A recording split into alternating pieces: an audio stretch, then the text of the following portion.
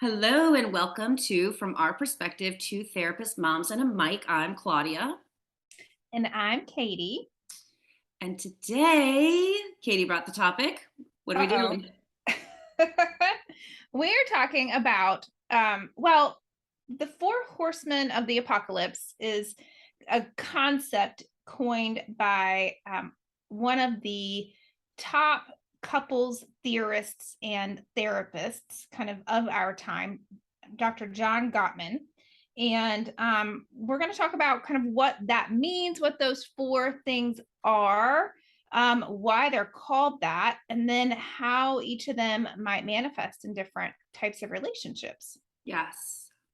And so, for those that don't know who John Gottman is, so he's come up with his own theory, right? I guess of couples therapy. Mhm. But interestingly, it's not super arbitrary. It's not like, here's just what I believe to be true. He does a lot of research. He actually has an institute. I think it's in Seattle, right? Like the Pacific Northwest, I think is where he is.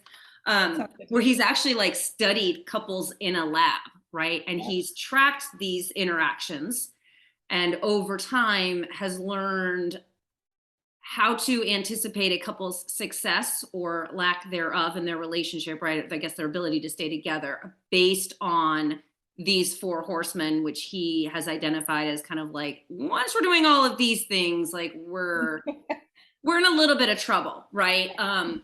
Obviously everything can be course corrected, but he's done a lot of research on couples as well, not just working with them, but really like studying them and Mhm. um, tracking interactions to determine what shifts need to be made and then whether or not a couple can sustain their relationship. Yeah, super Yeah, cool stuff. Like it I is think super cool. he's definitely the first, and I don't know, is has he been the only one to do this type of research, this longitudinal is what that's called, research of couples? Um, I don't know. I know, Harville Hendricks does, I think his name's He's Harville cool Hendricks. too. He does a lot of couples work. I don't know what his research and studies have been. I think Gottman has done with his institute has done his own studies, right? Mhm. But with any theory, it's like, practicing clinicians do their own research too, and there's all kinds of studies. So, um, I don't know, but I think he's the only one I know that's like built his own lab and kind of. Yeah. And I remember from grad school, like one of the things that set him apart was the fact that the research was longitudinal as opposed to just time specific. So, like, for example, most times when research is done, it's done at a given point in time or during a short duration. And what Gottman did was really different. I don't know, Claudia, when he was around, because I mean, you and I went to grad school a long time ago. But like, he did this research when couples were in newer phases of their relationships and isolated certain variables of that he observed in his interactions of them in what's called the love lab, and he filmed them and had his research assistants kind of making notes of things that were um objectively observable, right, in the couples, different types of interactions and so forth and so on. And then what he did was he then let the couples be for years and years and then followed back up with them after a long time to see of the couples that he worked with, or he observed rather, which of them were still married and happy, which of them were still married and unhappy, and which of them were not married anymore. And then that's how he kind of came up with his predictors for marital satisfaction or dissatisfaction. And the latter is kind of what he came up with, like you said, as the four horsemen of the apocalypse. So basically is a reference to the New Testament and Revelation, kind of the end of times, the end of the world coming, right? And so, like in a relationship context, obviously that means that when these four horsemen are present, it's kind of like you said, like a bad sign, like things like the end could be in sight if you don't course correct. Yeah. Yeah. So let's dive in. Yeah. So if anybody wants to look at this, his website is gottman.com. So Gottman, pretty simple. And there's lots of cool resources on here. He's written a lot of things and has a lot of good ideas. So the Four Horsemen are as follows. And then, so we'll give you the four and then we'll break each one down. So they're criticism, contempt, defensiveness, and stonewalling. So in my opinion, some of these words like make more, just intuitive sense than others. So let's just start at the top. Let's start with criticism. Do you want to talk about that one or like define that one? Yeah, but actually, as you were talking, I had an interesting thought. And Yeah. I would love to have Gottman on here to be like, how did you like, like, how did you Right. measure that? Because he did measure these things based on comments that were made, whatever. But honestly, like, part of me is like, well, is criticism always that? Like, right? There's perceived Yeah. criticism, which may not Right. be critical. And then there's someone who's actually being critical. And I don't know. So I just got in my head about that. So I don't know, no solution. Mm-hmm. But yes. I mean, and you hear these and you're kind of like, well, of course that's the end. Like once you're in this like place where like the person annoys you so much that you're critical, ignoring them, like, you know, Mm-hmm. of course the end is near. Um, but I think it starts more subtly, right? And that's part of it. So you want to start with criticism? Yeah, we Yeah. can. And Yeah. I like that there's on the Gottman website, he kind of differentiates, or this isn't him. I guess this is one of his writers, right? Because he's probably just famous and now just sits back and relaxes. Hmm. But one of his team kind of writes this article and kind of describes the difference between a complaint and a criticism, which I think is pretty cool, right? Because yeah, like to your point, we can, and we generally think of it being good to kind of speak your truth and kind of voice what you're feeling in a relationship, and that's not always positive, but that doesn't mean that that's criticism. Right. So how do we know what criticism is? I think if you're voicing a complaint or maybe a critique, Mm-hmm. right, is it, for me, it brings up where these I statements come in, right? I Mm-hmm. feel frustrated when you tell me I did the dishes wrong. I don't know, whatever, right? Doesn't matter what the example is. Um, versus you're always yelling at me about doing the dishes wrong. You know what I mean? It's some of it's like how it's stated and the intent behind it. I Yeah. think criticism is it's attacking someone personally, right? Uh-huh. Is Yep. where I think it becomes problematic. Mm-hmm. And probably there's some attitude, kind of inherent in it as well, right? Some tone, some mood, some really negative emotions, as opposed to it being a bit more lighthearted or not so end of the world feeling, right? Like, so the example they give in here, the difference between a complaint and a criticism on Gottman.com is the complaint would be something like, I was scared when you were running late and didn't call me. I thought we had agreed we would do that for each other, right? So you were able to air kind of the way you're feeling, that I statement. Versus criticism, you never think about how your behavior is affecting other people. I don't believe you're forgetful. You're just selfish. You never think of others. You never think of me. Yeah, you hear the difference in that like Yeah. energy, right? Like Uh-huh. it's those always never statements. Yeah. And the You always, you. you never. Mhm. And then like a little more attacky, right? Yeah. There's because I think the criticism is meant to hurt Uh-huh. versus meant to I think feedback is more like it's meant to course correct, right? This bothers me. Please don't do that. Like, I would Mhm. like you to not do that again. Criticism is almost just a lashing out. You made me Mhm. mad. Here I come, right? Yeah. It's got more of an attacking feel to it. And I think, you know, that can happen occasionally when you lose your mind in a relationship, right? If you Mhm. get really overwhelmed and frustrated. But if that is and this is, what Gottman talks about too, because when Right. he studies people, he's tracking how often these things happen, Mhm. right? If it happens once, he's not like, oh, you're doomed, right? That's like human. But he's tracking the amount of times these things are happening and really looking at it, right? So is this the norm in how you communicate? Or was this like, you were so worried about your partner that when they came home, you lashed out a little because you didn't know what to do with all your feelings of fear and anger or whatever, Mhm. right? Mhm. Um, yeah.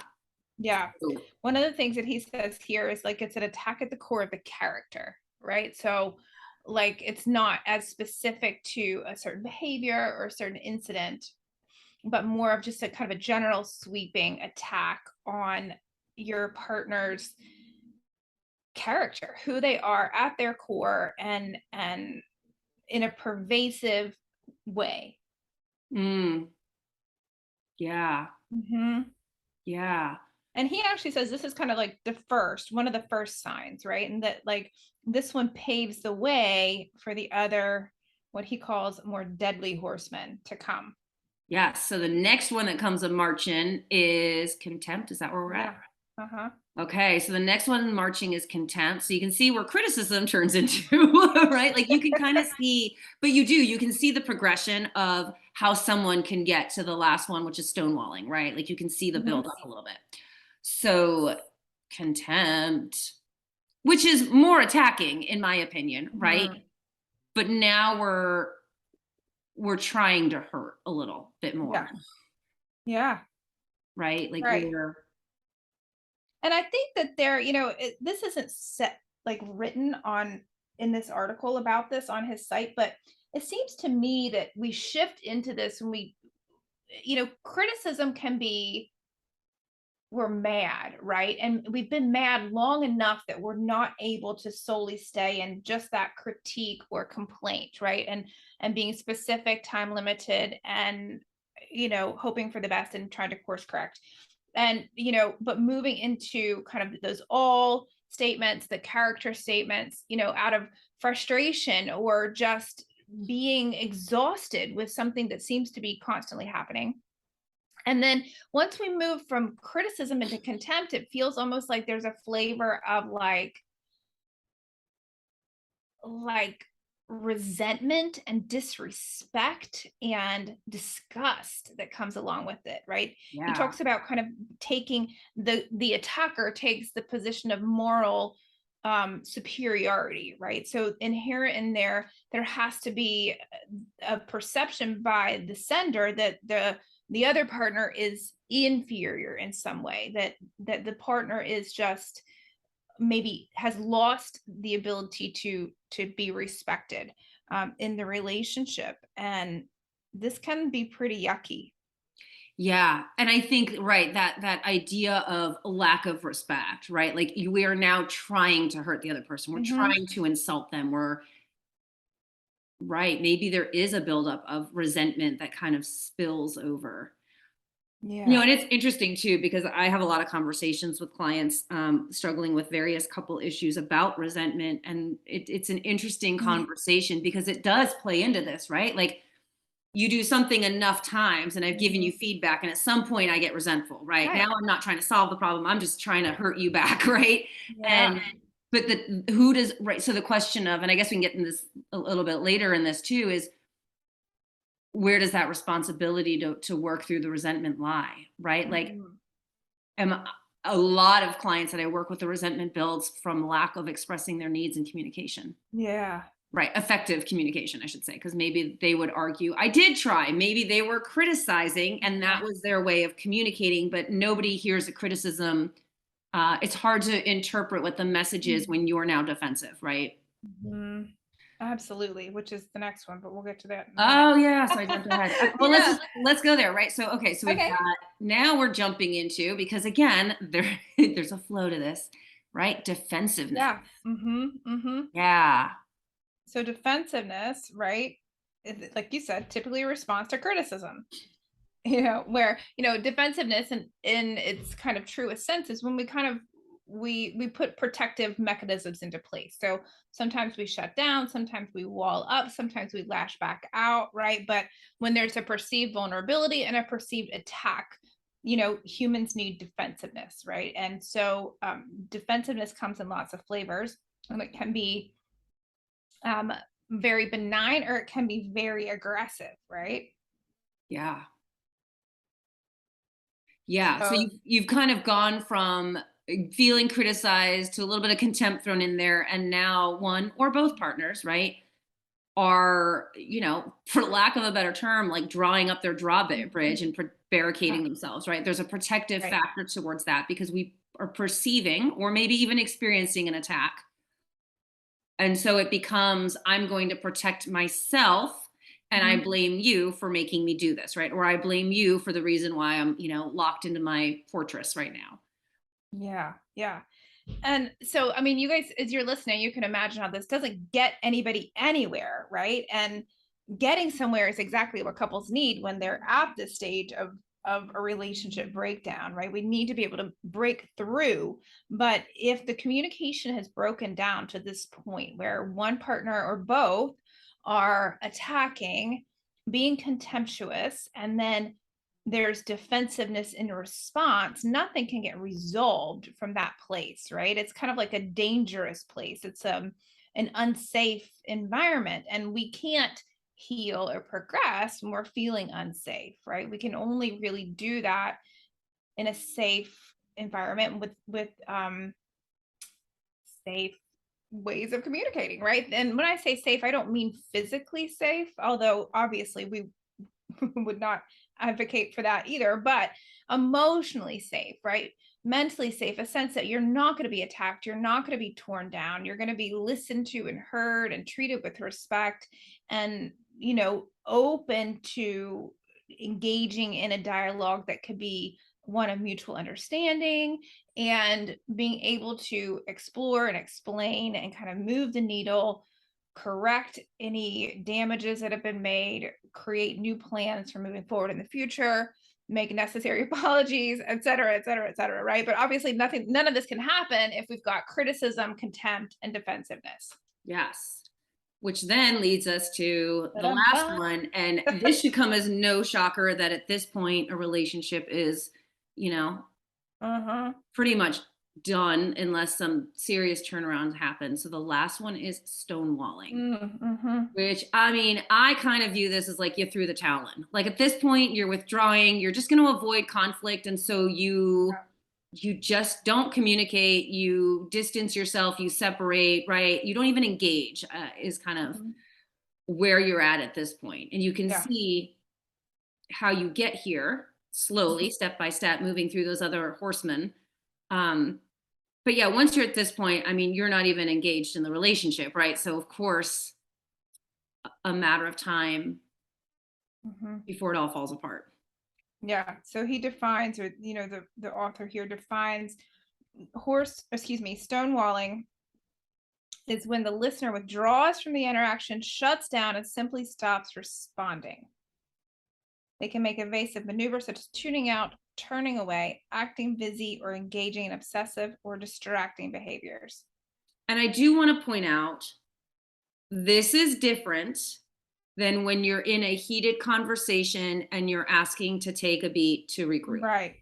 That is a conscious, this is going nowhere right this second. We're Mhm. both getting too heated. Let's table this and come back to it when we calm down. While that is avoiding a conflict in that moment, that's not stonewalling. You're doing that with the intention of resolving it later. Stonewalling is like, I'm not even engaging in this ever at all. We're not having this conversation. So I just want people to know that, because I do know that there's times in a relationship when things get so intense and no one's hearing one another, and it Mhm. is a skill to be able to say we both need to regroup before we finish this conversation.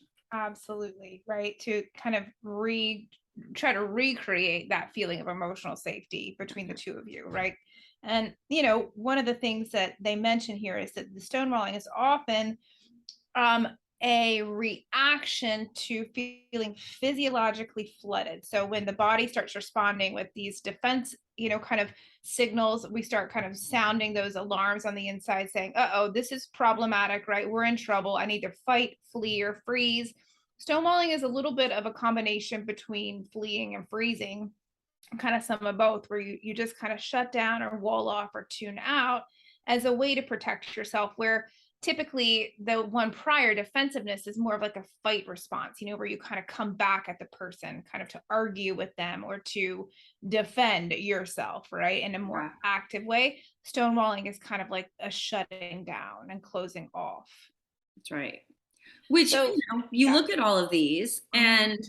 and really what it comes down to, and on every level of this, any horseman, any of the four, I look at this and I'm like, well, of course these are, bad signs, because for Yeah. any of these, you are either intentionally hurting the other person Mhm. or not being kind. Maybe it's, or you're disconnected. And how does a relationship sustain if you don't, lean in and Mhm. get vulnerable and listen to one another and, Yeah. do all the things?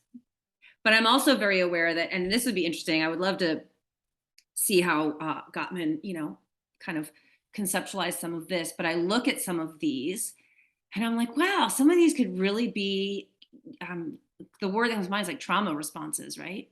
Absolutely. The tendency to be critical or criticize as almost a defense mechanism. But again, what is it meant to do? It's meant to create space and safety for myself. You can't get Mhm. too close. I create space and safety by criticizing you because I keep you at an arm's length, right? Mhm. That doesn't work. Now I'm going to get a little like, throw in a little contempt to keep you a little farther, right? But so it functions to keep Yeah. you at a distance, right? But that Right. is not the makings of a healthy relationship. Right.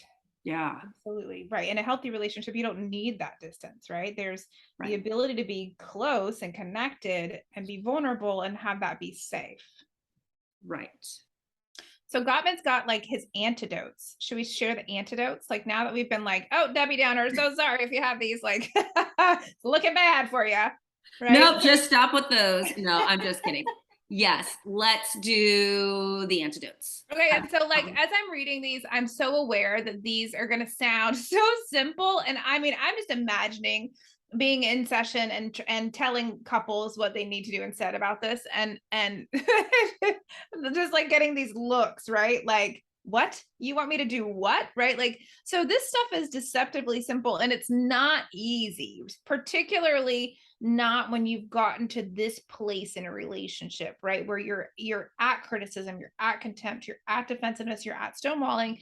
It's going to be hard to shift out, right? Because you're already feeling shut down, you're feeling disrespected, or you are disrespected, or you've lost respect for your partner. You have lost that sense of safety, you've lost that sense of vulnerability and intimacy. Probably you probably lost the friendship between the two of you. Or the ability to have fun, right? My guess is by the time you're predominantly here, sex is probably not a great topic for the two of you either. And there's this stuff becomes pervasive where it bleeds into everything, right? Finances, the house, parenting, physical appearance. And so when we introduce these four antidotes, know that we don't think that this is like, oh, easy peasy, just do this instead. Yes, because, right, not only are there relationship dynamics that have been created that have to kind of be undone or maybe redefined. Yeah. There's your own stuff, which may be part of Mhm. why you communicate a certain way. So when we say it, it's going to be a simple, just do this. But the reality is to just do that, you may need to put in a lot of couples work or a lot Mhm. of your own therapy, Yeah, because and there's I all feel like kinds it's of so reasons needed. we do this. And a lot of them are not always conscious reasons until we end up in this crisis point and somebody points out, well, these are the patterns that are kind of being displayed. All right. So you want to start at the top again with and give Sure. us all the little antidotes? Okay, so the first one is called gentle startup.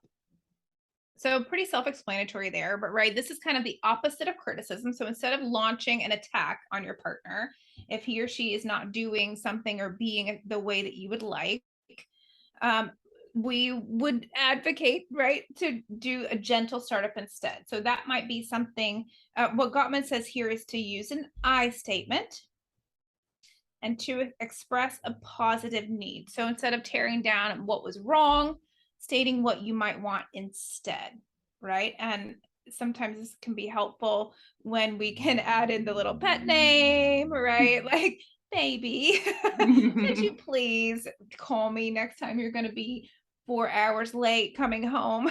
Right? It would help me feel very much more relaxed if I knew you were safe, right? Or tone is also something that is really powerful here too, right? If we think of that gentle startup, their tone sometimes speaks more and body language than even the words that are said when it comes to, is that a gentle send or is it an attacking send? Yes.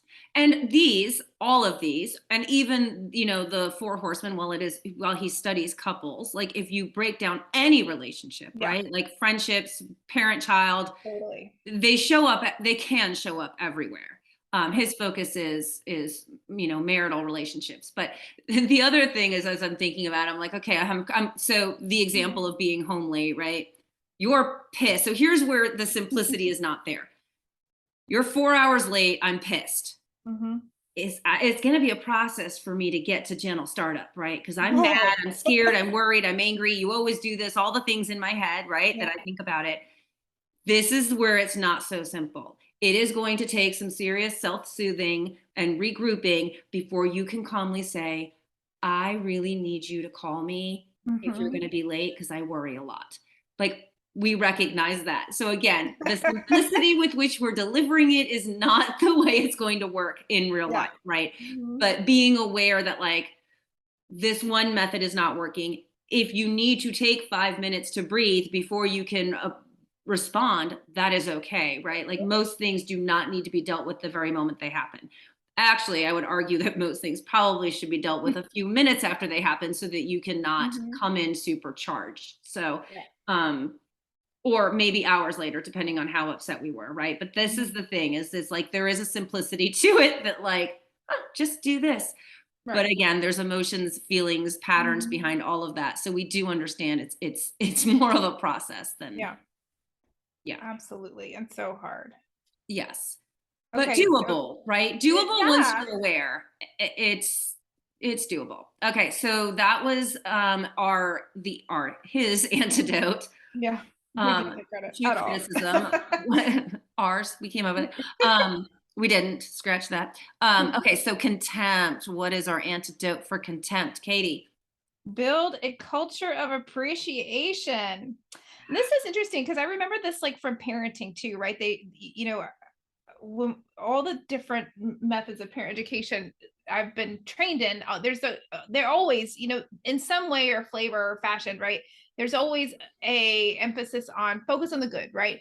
Catch somebody being good, catch your child being good, catch your husband being good, right? Like catch your wife being good, like and again, it sounds so simplistic, but and the same with animals, right? Like I think we've talked about this example in the past on here, how my 10-year-old is trying to kind of like figure out how to, we have a dog she's new to our family ish, we've had her for a year this month, and so interfacing with a new pet and training her, and she was a stray, and so she's never been trained at all, and we're not the best trainers, but an easy way to train a pet is just with your vocal tone, right? Like if you're super happy and excited with them, they don't know what they did, but they're so happy they did it right, right? Like you can praise them and they pick up on the energy of that and want to do more of whatever they just did that made your voice go really high and had you smile, right? Because that just communicates to any animal that was a good thing, right?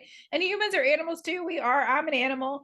And so this idea of like, okay, we're going to be more likely to respond to positives than we are to negatives, right? That if a boss comes to you, or um an authority like a law enforcement officer or somebody, and says, hey, you know what, like you're really supposed to be doing this thing instead, right? It feels a lot better, especially if it can be paired. Now I don't know if this is true with like a police officer, but like let's imagine a workplace setting, right? If that can be paired with a lot of praise, like you're doing so well at X, Y, and Z, and can we work a little bit on this other part, right? That's a lot better to stomach and to receive than again criticism and contempt, right? So the appreciation, what's going right? What is positive about the relationship? What are you appreciative of? And what can you be grateful for in your relationship and in your partner? And Right. again, I mean, this is so hard when you're so shut down and mad and resentful and you started to learn to lose hope. But according to Gottman, this is the antidote for contempt.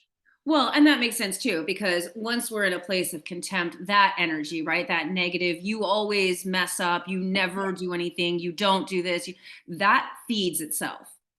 The Hmm. same way gratitude and appreciation can feed, right? And so when we get to that place where we're everything someone does is wrong and everything's wrong with them, of Hmm. course this is not like, who wants to be with that? Who wants to be with somebody who thinks everything's wrong with them, right? And who wants to be with someone that you think everything's wrong with? Like, it doesn't Right. work. But I'm always mindful of telling people and kind of exploring with people, there are traits that you loved about that person Hmm.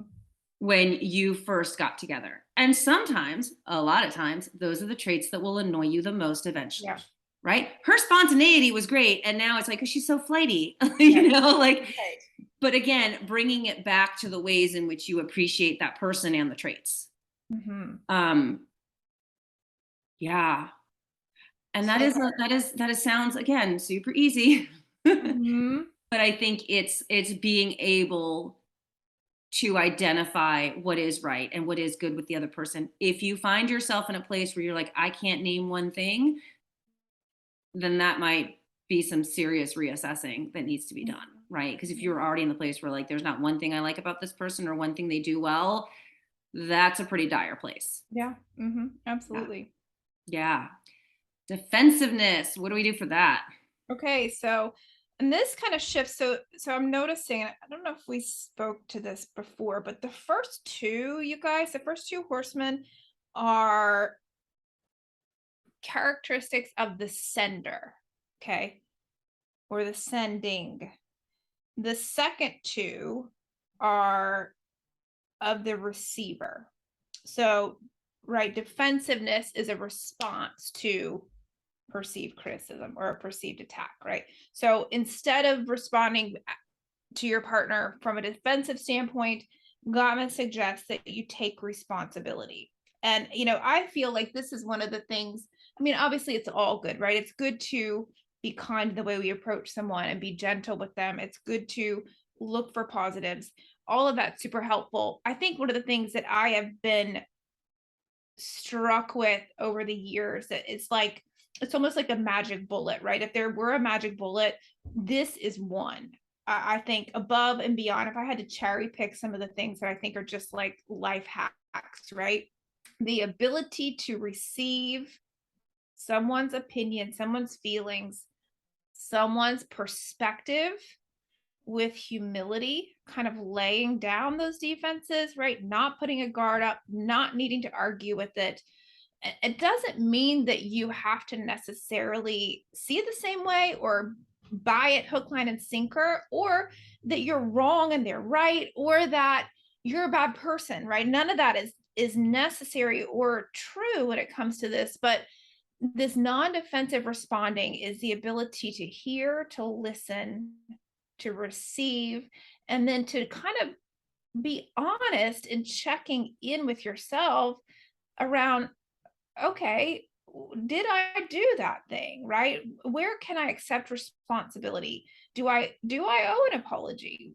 Do I need to say, yeah, you know what, I can see your perspective, or you're right, I did do that, and I can see how that might have hurt your feelings or made you mad, or that was wrong of me even, right? um which is, it takes so much inner strength, I think, to receive negative feedback from someone and be able to be present with that and let that land without pushing it away, which is what defensiveness is.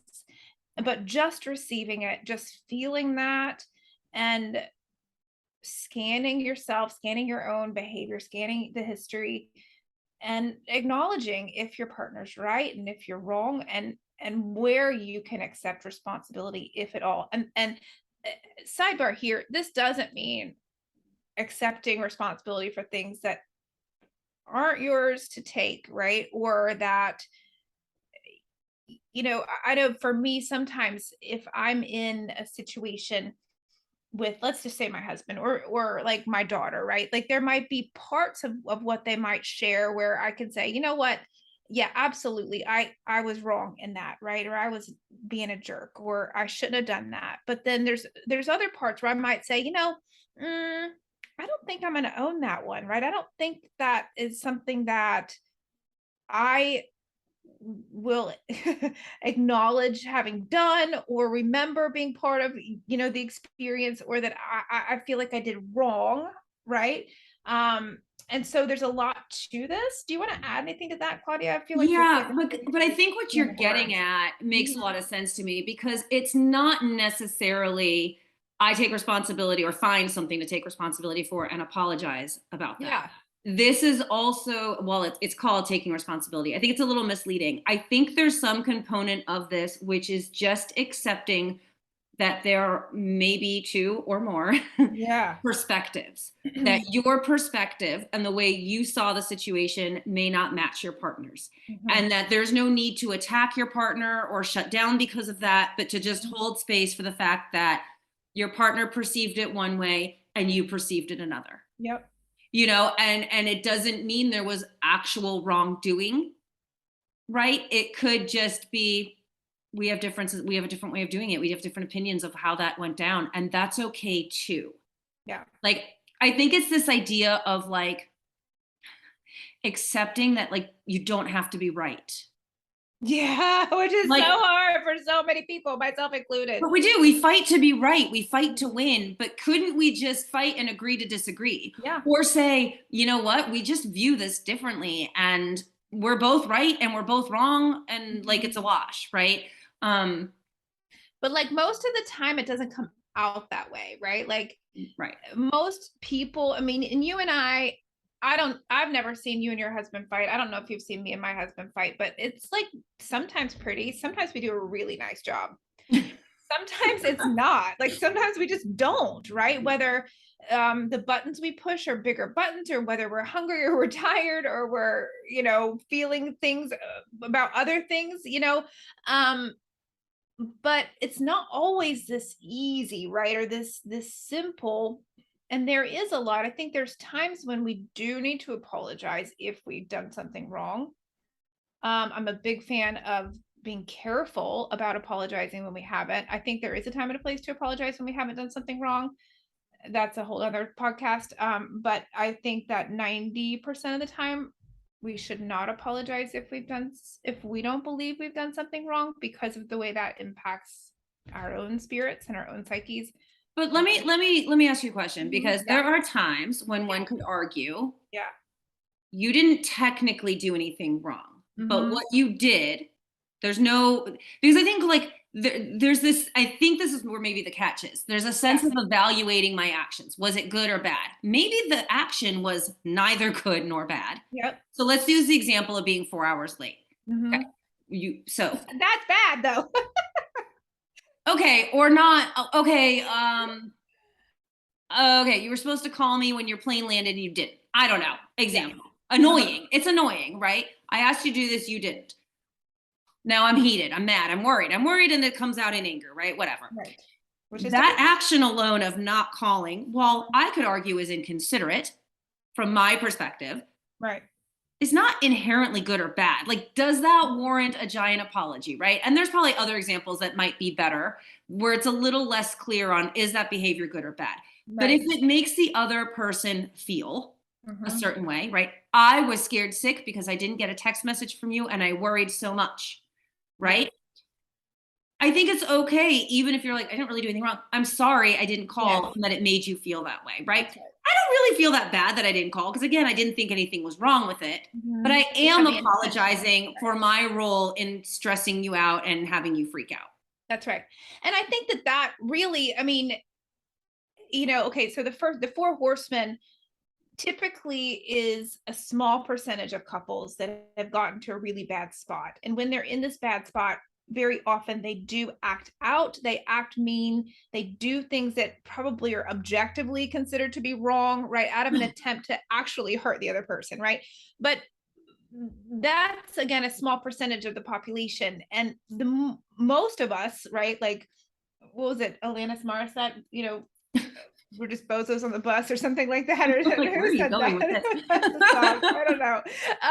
We're just like bumbling around in this world, right? We're just trying to be the best we can and do the best we can. Like the example of the partner who got off the plane, trying to get their luggage, trying to get to the Uber, trying to get to a connection, right? Probably exhausted, the ear didn't pop right, and hungry, and all the things, right? So like, we don't usually intend to hurt, right? And it's when we can get that feedback and we lay down our swords and we lay down our shields and we can say, oh man, I'm so sorry.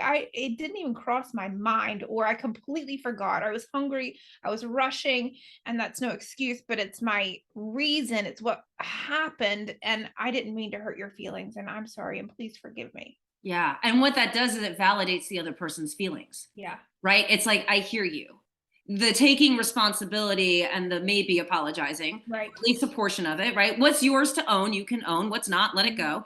But it Right. lets the other person know, yeah, I hear you. I hear you, and I hear that I did something that upset you or that triggered you or whatnot. That's right. So the last one for Last one. stonewalling, Okay. which we alluded to this Mhm. earlier when we were talking about stonewalling. Yep. Physiological self-soothing. So what Gottman says is that when we get to stonewalling, it's because we're flooded. Like we shut down because we can't do anything else. Now, I would say, and maybe Gottman would counter me and say, well, that's not actually stonewalling, Katie, but I would say that there are times when we're not triggered, we're not having an experience, or we're being physiologically flooded. We're just freaking over it with our partner, right? And like, do not want to engage. We don't want to look at them. We don't want to touch them. We don't want to talk to them. We don't want to smell them. I think that is stonewalling. Well, The couple that has an argument and he uh-huh. or she won't talk to the other person for 3 days because they're pissed, Yeah. that's stonewalling. Yes. Even if Yes. it's calculated and from a calm physiological space, that's an I, intentional disconnect. yeah. And Yeah. maybe this article kind of simplifies it, right? But so what they propose to do instead is to self-soothe, right? And so they specify it being physiological. And so that means obviously with the body, and there's other ways to self-soothe too. So, but physiological self-soothing. Claudia, can you think of some examples of physiological self-soothing? Yeah, breathe. Breathing. Count Yeah, to that's so 10, important. right? Uh-huh. It might, I mean, and it might be, and I think people intuitively figure this out, right? Like, I need to go for a walk, That's right? right. I need to get out and I'm going to go run or walk, or, Yep. a lot of people will like take off in their cars after an argument. Yep. Part of it is what they're trying to do is to regroup and calm down, Right. right? So deep breaths, take a shower, go for a walk, That's right. pet I your love dog. water. Like, it doesn't, anything that is calming and soothing to you. The list of coping skills could go on and on and on for sure. And it is personal, but right, this intention to bring that fight or flight and that flood of adrenaline and Mhm. anxiety to a lower state. Yeah. Yeah. Because you can't have communication from that place. You can't. No No. one ever in the history of anything has communicated effectively, well, or resolved anything in an emotionally heightened state, Mhm. because we don't hear, we don't think straight.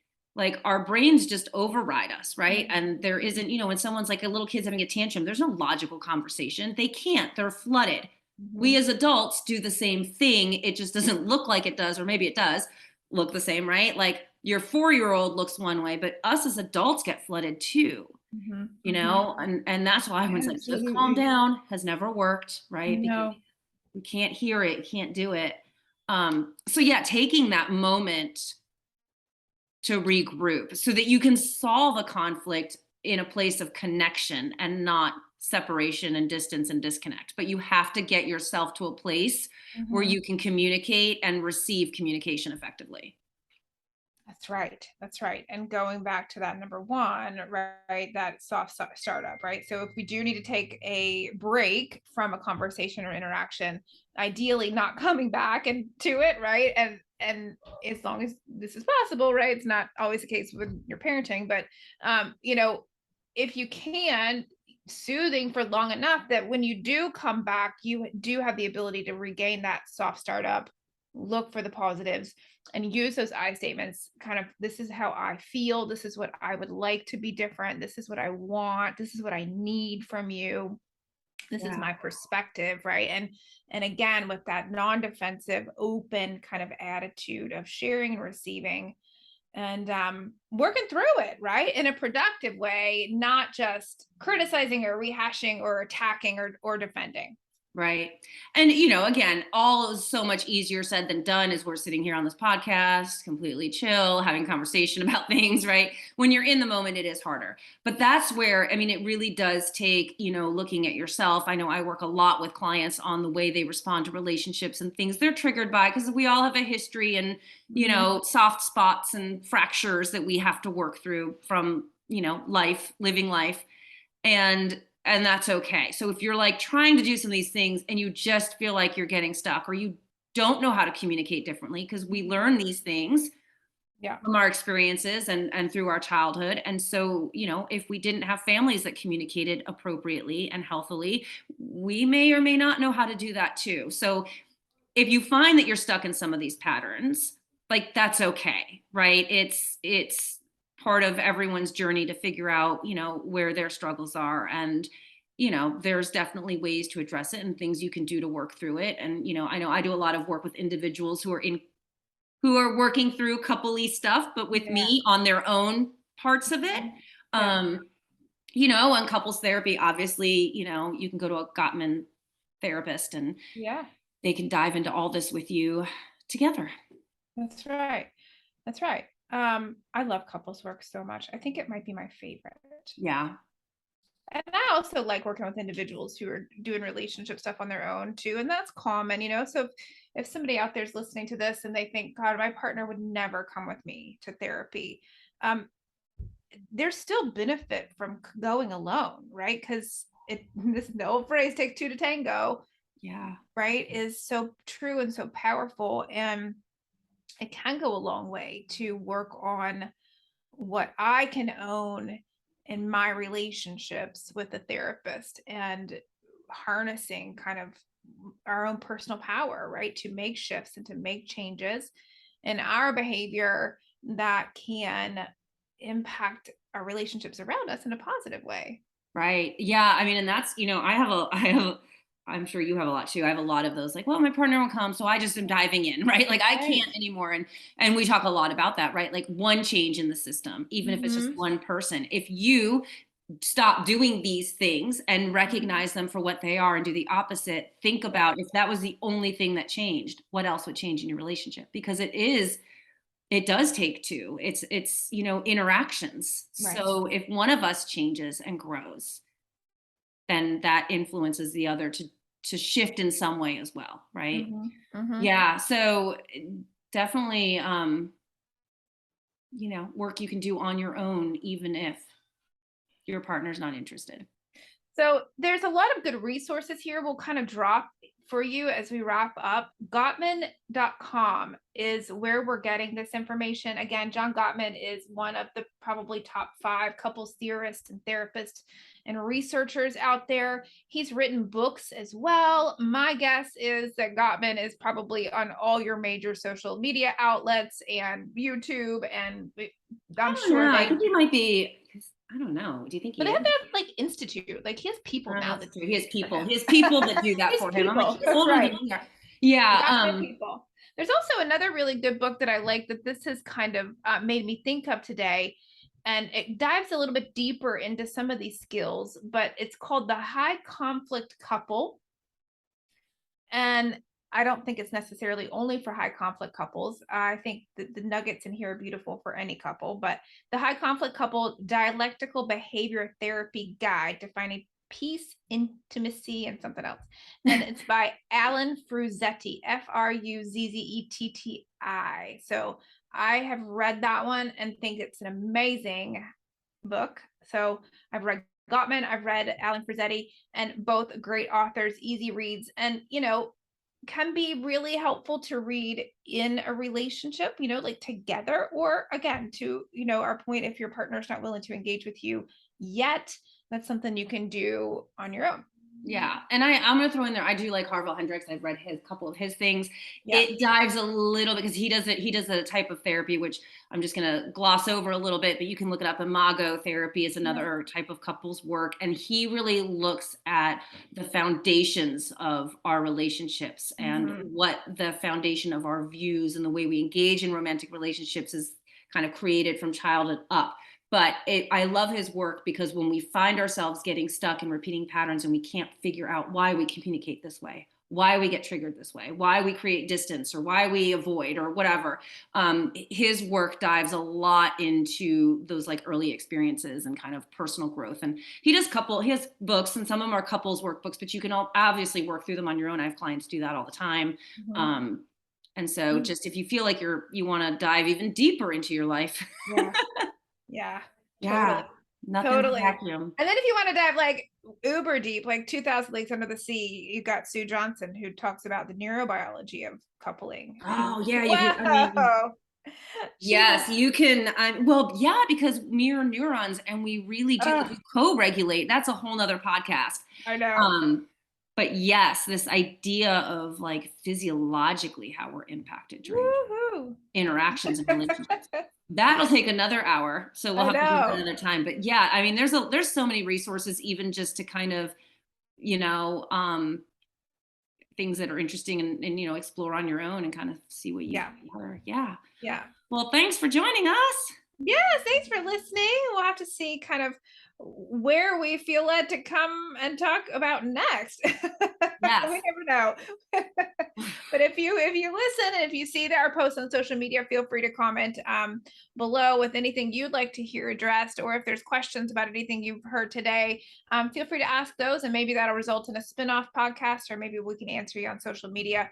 But Claudia is Mighty Oak Parenting, and I am one half of Rob and Katie Truax, Truax, and we are on Instagram and Facebook with our businesses, and boycotting TikTok because we're too old. I can't do it either.